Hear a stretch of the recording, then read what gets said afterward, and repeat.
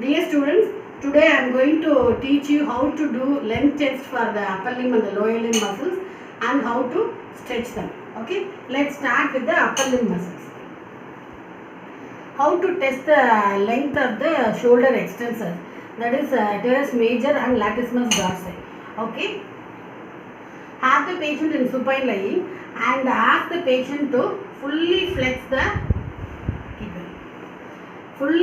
the shoulder, okay, and take it into full elevation and with the elbow in extension and full supination, okay, and shoulder in lateral rotation. Okay, so the patient should be able to take his arm towards the couch, okay, without any difficulty or restriction, and he should be able to keep the arm close to the head, okay, and there should not be any, keep this lower limb like this, okay, a hip and knee flexed, okay. So while doing this, he should not arch his lower back, okay. So if he is able to do this movement, that is, he is able to bring the arm towards the couch without any difficulty or without arching his back and keeping it close to the head, means the teres major and latissimus dorsi are having normal length, that is, the shoulder extensors are not having any tightness, okay. And then when we go to the other muscles, I will tell you the length test, okay. So now we will start stretching the muscles. Come to the side. Okay. So hold like this, okay. So cradle the patient's elbow or with your elbow like this, okay. Bring the patient a little bit to the edge of the couch, okay. And for stretching the teres major, stabilize his scapula. Hold his scapula from under with your right hand and fully flex the arm, okay. Stretching the rhythm. And you are supposed to hold your stretch for minimum of 15 seconds, 15 to 20 seconds, okay. Then only the patient will get the maximum effect of the stretch, okay. This is how you stretch the teres major. If you want to stretch the latissimus dorsi, this stretching hand is position is same, but the stabilization hand will vary, okay. So you have to stabilize the lateral aspect of the spine and his pelvis, okay, with your right hand. And now take it into full shoulder extension, flexion, and you hold it for 15 to 20 seconds, okay. So for get maximum effect in stretching, you can do relaxed passive movements and local massage to the muscle, and then you can apply some amount of heat therapy to the particular muscle, okay, to get the full stretch, okay. And this is how you stretch the shoulder extensor. In exam, they might ask you directly show how you will stretch the particular muscle, okay, or they might ask indirectly like to increase the shoulder extension, what muscles you will stretch and how you will stretch, okay. So they may tell an action and then they will tell you to stretch those muscles. So you should know for each and every action what muscles are acting and then how to stretch, okay. Stretching is you have to take the joint in the opposite direction of the muscles action, okay. That is the basic principle. And for extension, you have to make the patient to go to prone lying. So let me finish all the procedures in the supine lying and then I will make him to go to the prone lying, okay. So have it in mind, we have to stretch the shoulder flexors, okay, that is in the prone lying. So now we will go to the shoulder abductors, okay. Hold it like this, okay, and your arm the hand has to stabilize the humerus like this, okay, and take this like this also you can stabilize, okay. Take this arm into full abduction, okay, and hold the end position, the stretched position for 15 to 20 seconds, okay. This is how you stretch the shoulder abductors. Okay, and for shoulder rotators, have the shoulder in 90 degrees subduction and elbow in 90 degrees flexed position. Okay, so stabilize the distal humerus like this and take the, so try to bring his hand towards the floor. So this is how you stretch the internal rotators. Okay, that is you are taking into external rotation. Okay, and for stretching the external rotators, you have to take it into full internal rotation. Okay, so your elbow should rest on his shoulder. Okay, be careful, don't press too hard, because that will be very painful. Okay, because here and here in your elbow also bony prominences are there. Okay, so gently press his shoulder, and this hand stabilizes the distal humerus. Okay, and try to take it into internal rotation and maintain the end position. Okay, for 15 to 20 counts. Okay, so all the shoulder muscles are over. Okay, come to the concept. So now we have to test the length of the biceps brachii. Okay, so biceps brachii flexes the shoulder and it flexes the elbow also. So you have to be very careful and keep it in mind that when you are stretching the multi-joint muscles, we have to stretch the muscle in all the joints if passes. Okay, so here in elbow, biceps and triceps both are two joint muscles.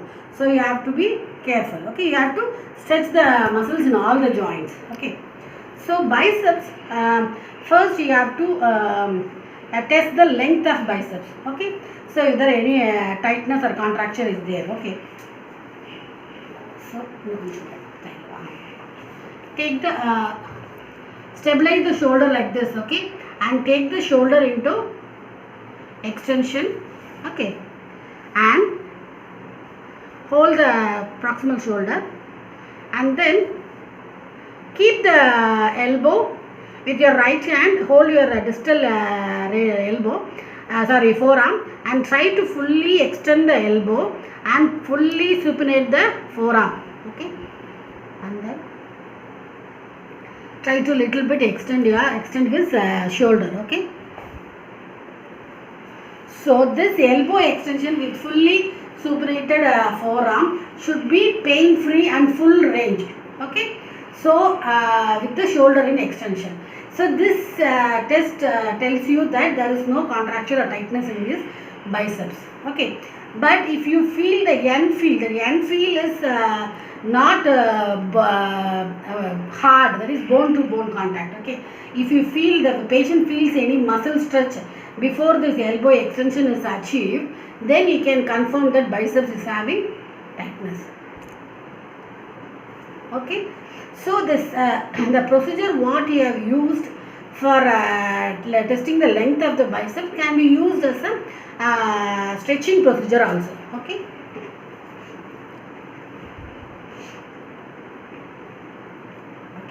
so fully supinate the forearm, extend the elbow and extend the shoulder.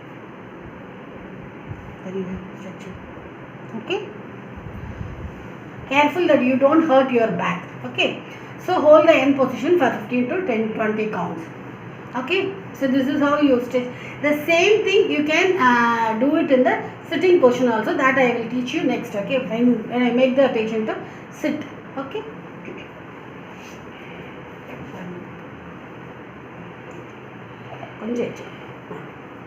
next is triceps. Okay, so tricep extends shoulder and the elbow. Okay, so you have to see the length in both the joints. Okay, so first patient in this position, supine lying, fully flex the elbow and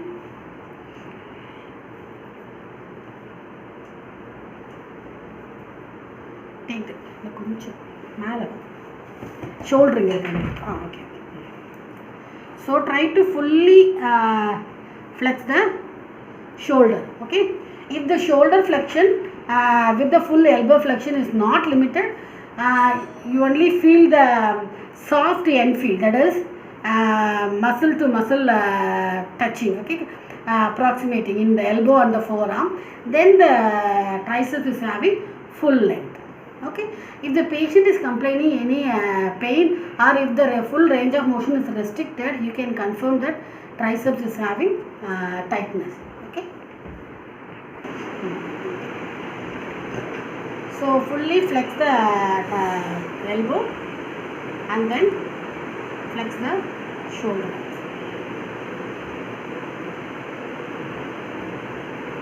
Okay, and hold the end position for 15 to 20 seconds.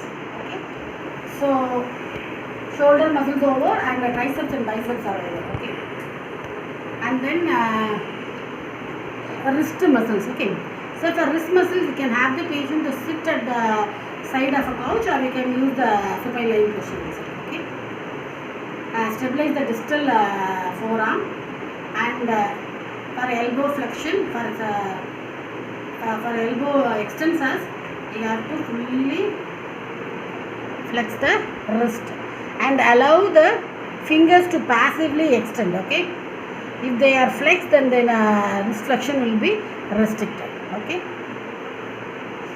and for elbow flexion, to stretch the elbow flexors, wrist flexors, fully extend the wrist. Okay, and allow the finger flexors to passively flex. Okay, and to stretch the ulnar deviators, take the wrist into full radial deviation and hold the end position. Okay, and for radial deviators, take the wrist into full ulnar deviation and hold the end position. Okay.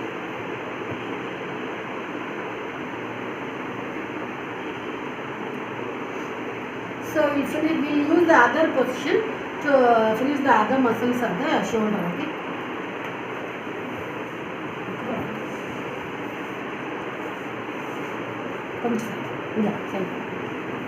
So this is prone lying for stitching the shoulder flexors. Okay, to increase the shoulder extension. Okay. So have the cradle the patient's forearm like this. Okay, and with your right hand stabilize his scapula. Okay, and you can cradle like this also. Okay, and then stretch over. Okay, and hold the end position for 15 to 20 counts. Okay.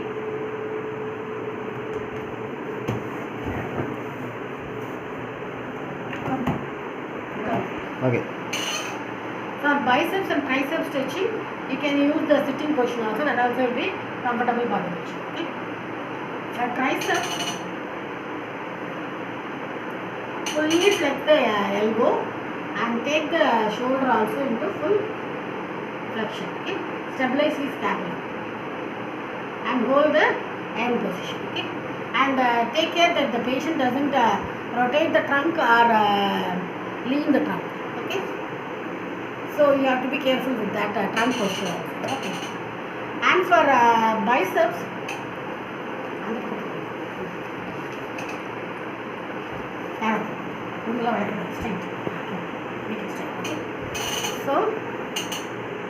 so stand behind the patient. Okay, and your right hand stabilizes the distal humerus, and left hand maintains the elbow in extension and full supination. Okay, and then extend the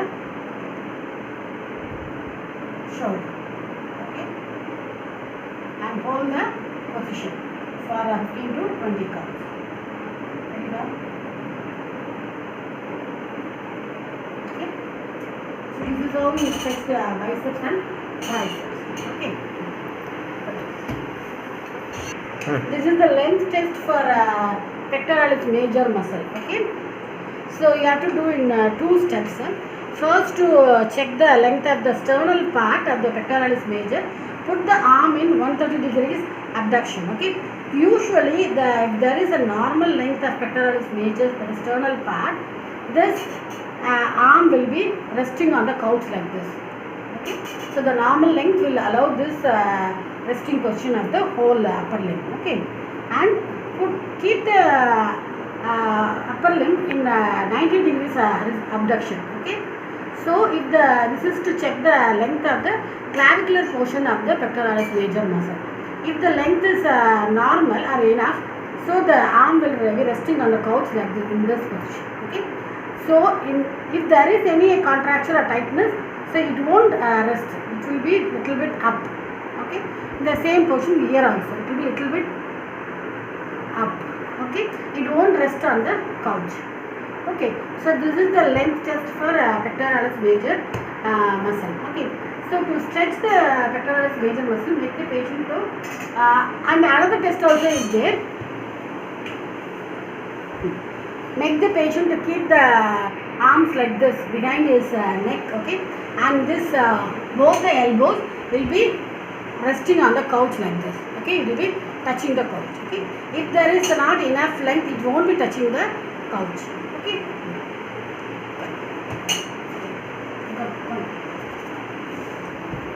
To stretch the pectoralis major muscle,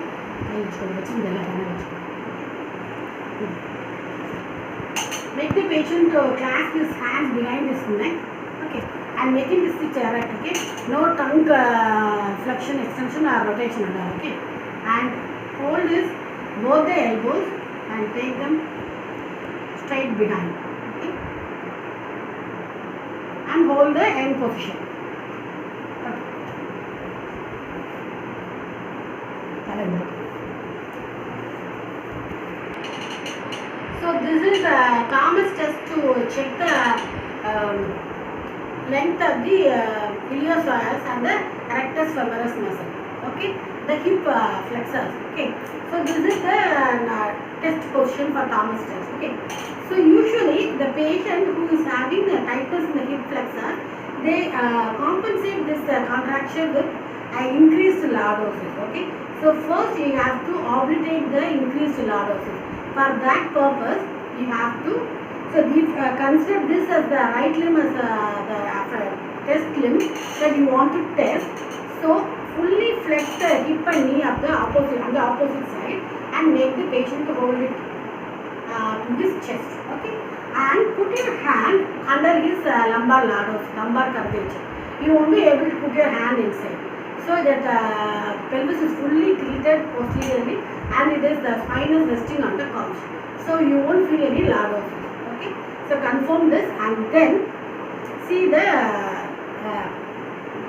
and stabilize the side pelvis also and see his thigh. Okay, so if the hip flexors have enough length, they don't have tightness, means the leg will fall like this. Okay, so it won't be lifted like this. Okay, and it will fall naturally because of gravity, and try to flex his knee beyond 90 degrees. This movement should be smooth and easy. Okay, so that is possible means his iliopsoas is having enough length that it allows the thigh to fully fall due to gravity and allows the knee also to be flexed beyond 90 degrees. Okay, if and it will fall like this also. But if the rectus femoris is having tightness means it will be little bit lifted up.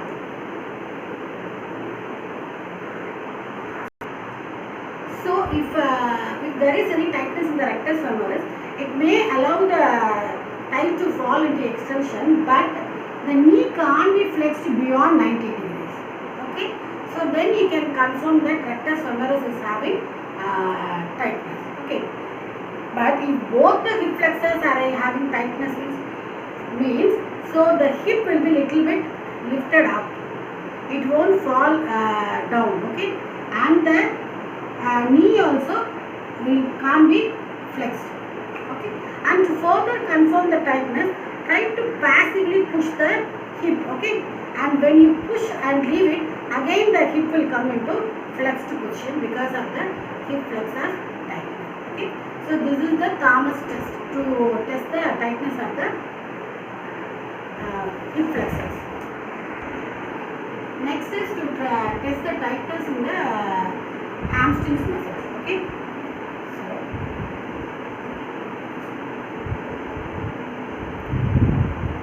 flex the hip to 90 degrees. Okay. And take his knee also to 90 degrees. Okay. 90 degrees, 90 degrees. And then take his knee or the patient can do it actively or he can do it passively. Okay. And take the knee to the fully extended position. Okay. If the hamstring is having enough length, this full knee extension will be easy. Okay. Otherwise, the knee will be in flexed position like this. There will be an angle drawn between the thigh and the knee. Okay, this is straight leg raising test. Okay. Another test is make the patient to come to a long sitting. Okay. Come.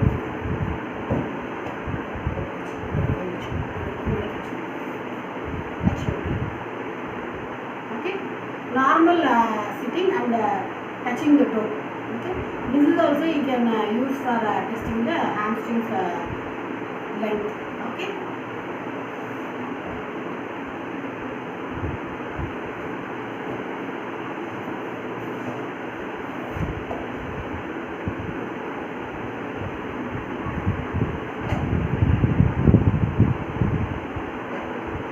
This is another test for rectus femoris, and this can be used as a test for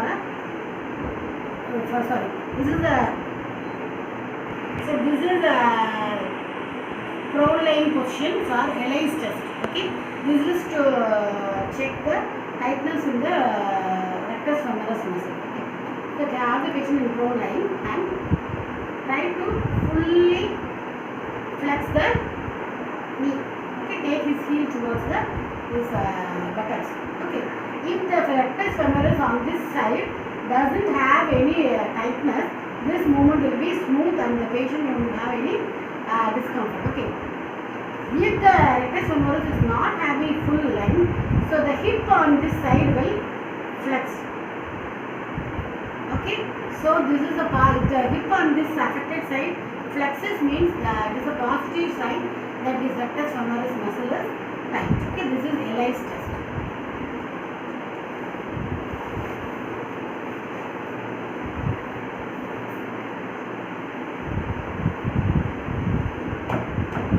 Reverse test to test the tightness in the tensor fasciolae or the itchy band, iliotibial band. Okay. So for the reverse test, make the patient to lie in the sideline and the opposite limb is flexed at the hip and the knee. Okay. Stabilize his pelvis with your one hand, left hand, and hold the proximal leg like this. Okay, and just see. Okay, so hold and slightly knee is in mild flexion. Okay, and just try to abduct the limb. Okay, just try to hold it like this. Okay, usually normally see the position. Okay, so because the IT band or the TFL is having enough length, his knee will drop due to gravity. Okay, so it will point downwards. But if there is any tightness in this IT band or TFL, it will be a little bit lifted upwards. Okay, and if you try to passively adduct the hip, there will be a mild restriction in the hip adduction. Okay, so this confirms the tightness in the TFL or the IT band. That is called Ober's test.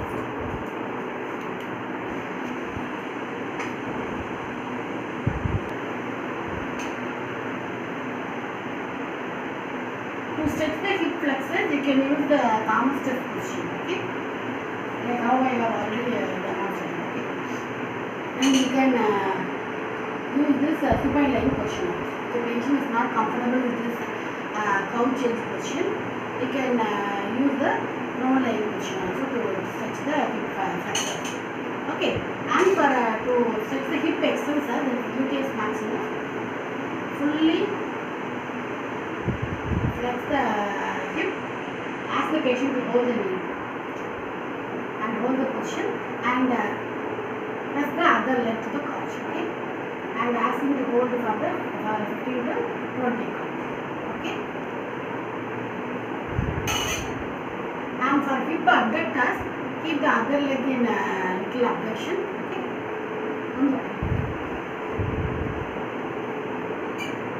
And hold the his one hand with hold his knee with one hand. The other hand supports his heel. Okay. Take it into full abduction and hold it for 10 to 20 minutes. And you can use this if you want your if you want to stabilize the opposite pelvis with your other hand, you can have this position. Hold your hold his knee and the lower leg and take it into full abduction. Okay, and hold the end position. And then knee hamstring stretching. Okay, patient supine lying. So it's also a two joint muscle. Okay, so first flex the hip and then engage to 90 degrees and passively flex his knee to 90 degrees. Okay, and put it on your shoulder. Okay, and then maintain the position. Okay, hold this position for 15 to 20 seconds. Okay, so this is how you stretch the knee extensions. Okay, the hamstrings. Okay, and then how to stretch the gastrocnemius and soleus. Okay, so first only soleus. Okay, so have the patient's knee in flexion and cradle his knee and the leg like this with your forearm and stabilize his distal leg. Okay, and grasp his whole foot with your hand like this. Okay, and then fully try to dorsiflex. Okay, as much as possible and maintain the end position. Okay, so this is to stretch the soleus, which is the single joint muscle. If you want to get the full stretch for the gastrocnemius also, that is a two joint muscle, you have to bring the knee into extension and maintain it in extended position. I will show you once again. Only dorsiflexion is for soleus. Okay, and dorsiflex and try to extend the knee fully and maintain this full position. Okay, this is to stretch the whole gastrocnemius. Okay, this is how you stretch the calf muscles. Okay.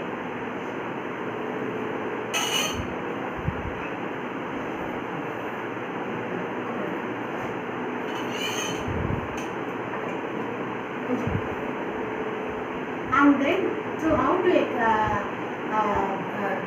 stretch the quadriceps muscle. Okay, fully stabilize the pelvis and fully flex his knee. And take the heel towards his buttocks. Okay,